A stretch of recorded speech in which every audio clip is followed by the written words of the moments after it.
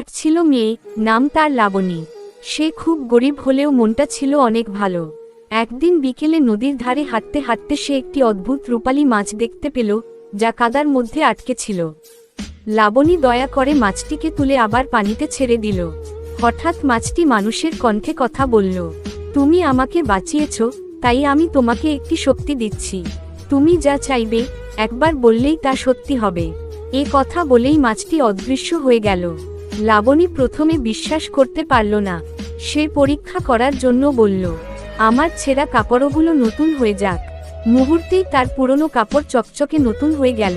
তারপর সে বলল, আমার ঘরে অনেক খাবার থাকুক। সঙ্গে সঙ্গে তার ঘর ভরে গেল নানা রকম সুস্বাদু খাবারে। লাবণী খুব খুশি হলো, কিন্তু ধীরে ধীরে তার মনে লোভ জন্মাতে শুরু করল। সে বলল, আমি এই গ্রামের সবচেয়ে ধনী মানুষ হতে চাই। তার ছোট্ট ঘর মুহূর্তে বড় প্রাসাদে পরিণত হলো।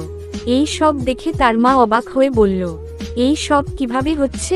লাবণী রেগে গিয়ে বলল, তুমি চুপ করো। সঙ্গে সঙ্গে তার মা নড়াচড়া করা বন্ধ করে দিল, মূর্তির মতো স্থির। লাবণী ভয়ে কাঁপতে লাগল। সে তাড়াতাড়ি বলল, সব আগের মতো হয়ে যাক। কিন্তু কিছুই হলো না। লাবণী কান্না করতে করতে আবার নদীর ধারে গেল এবং চিৎকার করে বলল, দয়া করে আমাকে সাহায্য করো। হঠাৎ সেই রূপালী মাছ আবার দেখা দিল।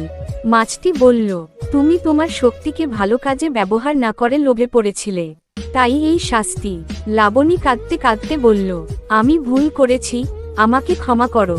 আমি আর কখনো লোভ করব না। মাছটি কিছুক্ষণ চুপ করে থেকে বলল, ঠিক আছে, আমি তোমাকে আরেকটা সুযোগ দিচ্ছি।